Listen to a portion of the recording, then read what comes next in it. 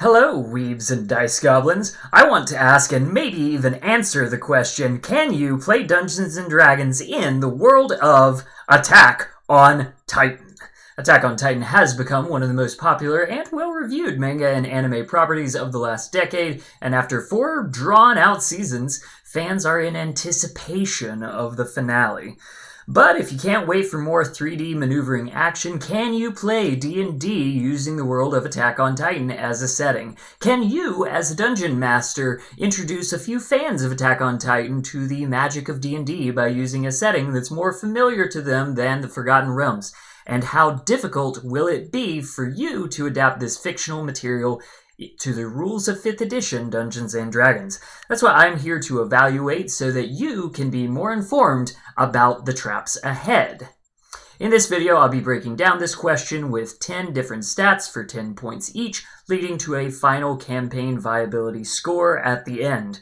The 10 stats are concept, exploration, equipment, magic, backgrounds, lineages, classes, content, monsters, and flavor. For the fans out there, I did read through the manga following the events of Season 3, so I do know how the series ends, at least the manga, which may or may not be mirrored once we get the anime conclusion.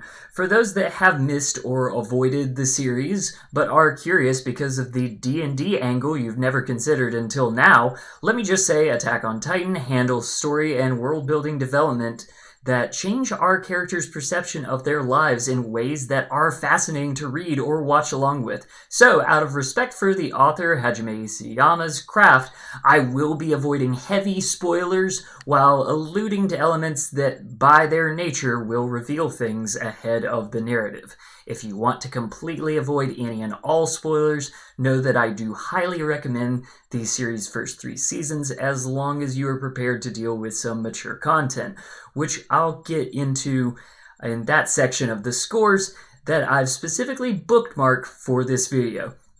I will also give a reminder that this is not a critical review of the series, only one expert dungeon master's opinion on how easy or hard it would be to play the setting in the average D&D session. If you do want a dedicated recap and review of the series, I don't think you'll find one better than Totally Not Mark's, so I'll leave a link down in the description. With all that said, get ready to pick up proficiency in acrobatics and the dual wielder feat as we dedicate our hearts to smiting some titans. At the beginning of Attack on Titan, we are introduced to 3 kids as their fledgling adventuring party fights goblin bullies in the city streets. We hear from these children hints of lore about an ancient enemy, the Titans, who live beyond the city's walls and hunger for human flesh. Though they haven't been seen for so long that some adults wonder if they are truly real or a story made up by the country's far-off nobles, the Church of the Wall, and the ever-present military corps. Suddenly, our Level 0 character's worldview is shattered when 2 unusually powerful, possibly even magical, Titans break through the walls and wreak unspeakable violence on the civilians within. It is clear that our characters are in a war for humanity itself, and they answer the call to level up as Titan hunters and take the fight to these horrifying monsters. They are the Titans, but you are the hunters. Concept gets an 11 out of 10. This is an incredible campaign pitch, even if you're just doing it as a one-shot. There is a reason why Attack on Titan was the otaku cancer of 2013, and the series struggled to maintain the momentum created by the early episodes.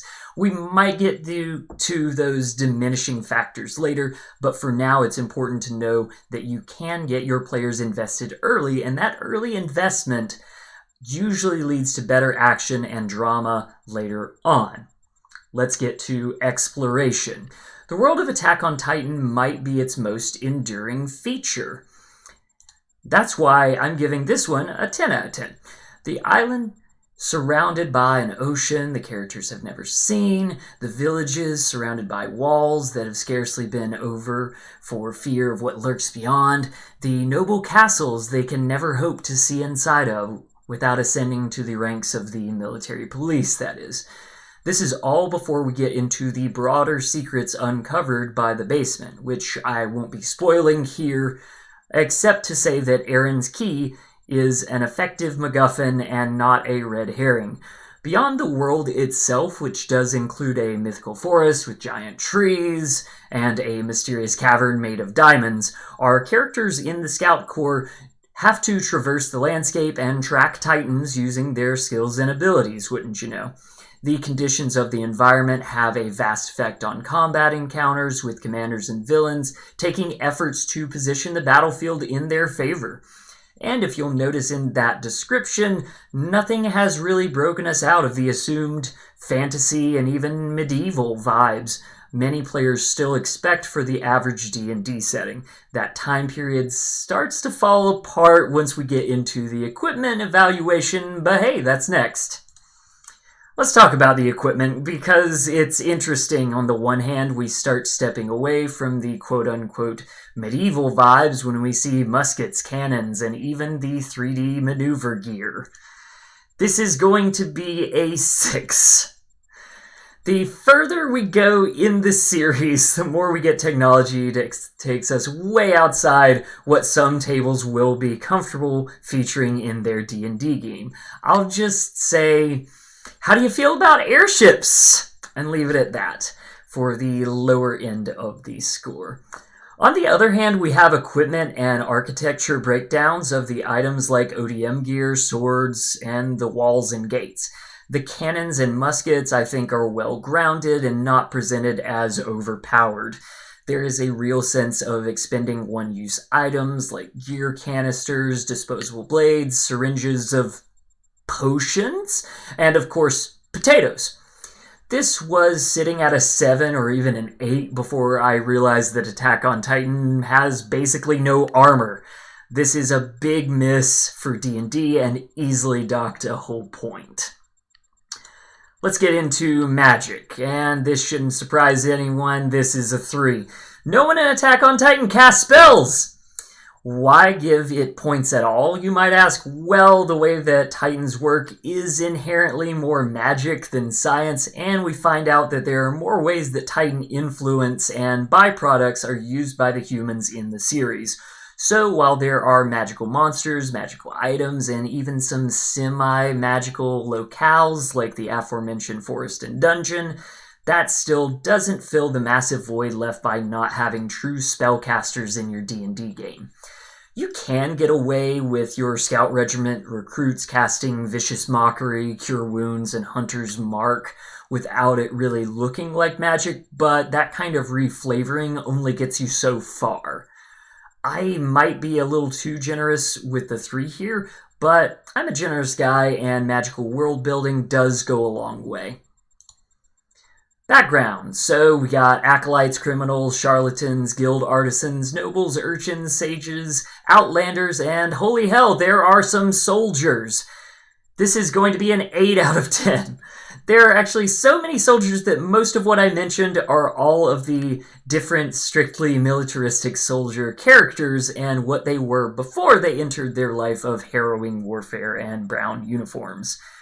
Where all these soldiers come from does play a huge role in determining their personality traits, ideals, bonds, and flaws, and we see that come to play when a character is met with the right connections and contacts from their respective background. While there isn't the most variety, background does play a good role, and it's a great example for the characters your players will be making, so I'm sticking with a strong 8 here.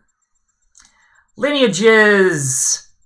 It's a 1! They're all humans! There's only one race!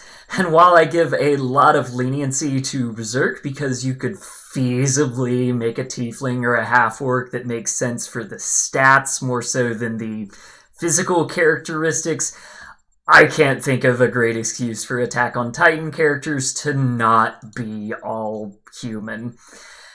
More importantly, the series gets into some very, I'll say, testy material with classifying different humans into different ability-differentiated races, which will cause some controversy, as it should.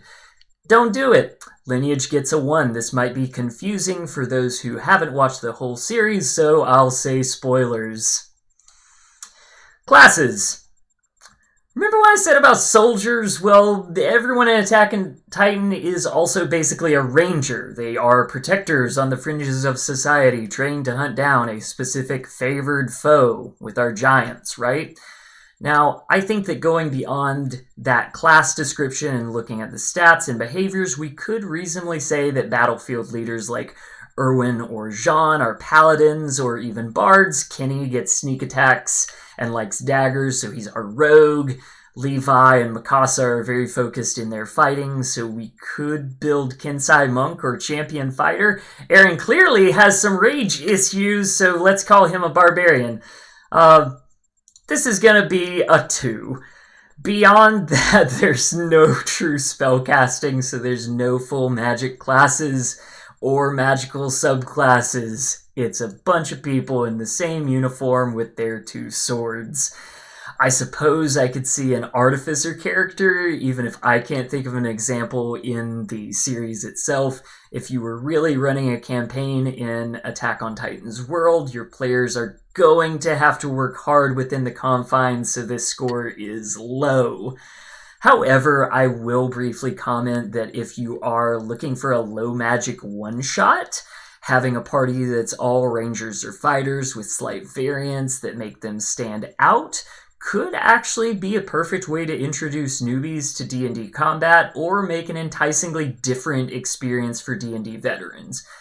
But having one perfect way around an obstacle doesn't make it cease to be an obstacle, so classes is still a 2.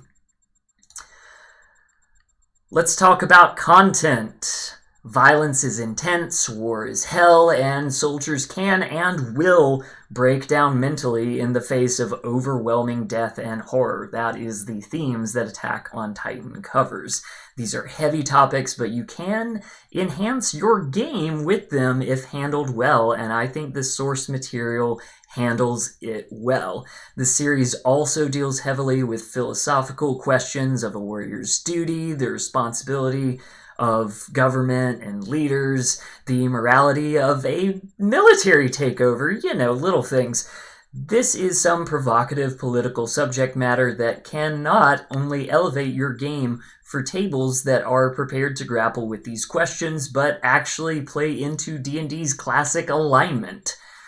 What is the boundary between good and evil? Is a society under law or chaos better for humanity? If these are interesting questions for you, the setting of Attack on Titan might actually be your perfect backdrop for your next game. So, that's a bunch of good stuff. I'm still giving this a 4. Where the source material causes some trouble is in the aspects of our real-world race. Longtime fans may actually forget Mikasa's backstory, where her and her mother were trafficked for sexual assault and targeted explicitly because of their Japanese heritage. That's a backstory you can work around as a DM, but when we get into future seasons of Attack on Titan, we get into some controversy that has defined discourse for the manga and anime, alongside the debate of whether the work is actually fascist or anti-fascist. I'm not kidding. Let me say that for the benefit of my comments section, that I don't want to get into this debate on YouTube, and I think most of the people I've ever played D&D with also wouldn't want to get into it at the D&D table. If you are confused by what I'm alluding to while tiptoeing around spoilers, let me just throw up this image from the series canon. Yeah, that's real. I'm giving content a generous 4 out of 10, and let's talk about monsters. That's happier. The monsters we see in Attack on Titan are perfect. I'm gonna give it a 9 out of 10, whether towering man-eating monstrosities, more magical aberrant titans, or the always welcome, but what if humans are the real monsters? I thought about giving this an 11 out of 10 until I considered all the monsters we do not see.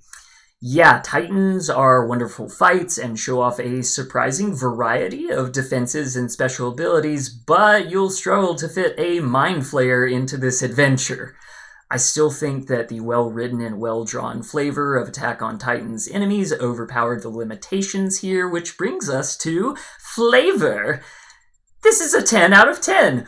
While a few of our characters and storylines will feel a bit familiar, Attack on Titan shows us how to make a unique world with powerful themes and characters. Sieges, giants, shapeshifters, longswords, traps, nobility, town guards, chases, and plenty more have all a distinct identity that overcomes the familiarity, and that will help you as a DM make a more evocative gaming experience at the table.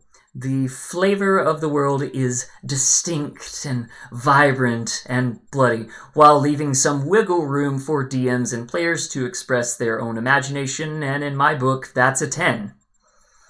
Alright, let's talk total. 64.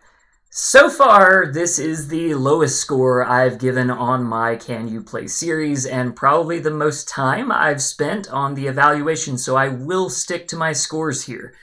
I consider anything above a 70 viable, and unfortunately, as you can see, Attack on Titan misses that mark. The setting of Attack on Titan has a lot going for it as a fantasy war series, but too many elements hold it back from being a magical world that most players will feel comfortable role-playing in. Comment if you called it, or, of course, comment if you think I was too harsh on some of the scores, and tell everyone the stats you would boost to make Attack on Titan playable at your table. And of course, this is just one DM's opinion. Play the games you and your friends want to play. I mentioned the ending to the series being controversial and disappointing to some, and I think that a great way to take control of the fiction you love is with a little bit of collaborative fan fiction at the D&D table. If you don't like Isayama's original ending, make your own while paying respects to the source material. If this video made you excited to try out brutal Titan fights in your game, then please do. But I hope you will heed my warnings when it comes to content, classes, lineages, and magic. If you find the right feat to solve the problem, then well done. D&D is a game of problem solving, and so is dungeon mastering. That's all I got. Thank you for watching, y'all.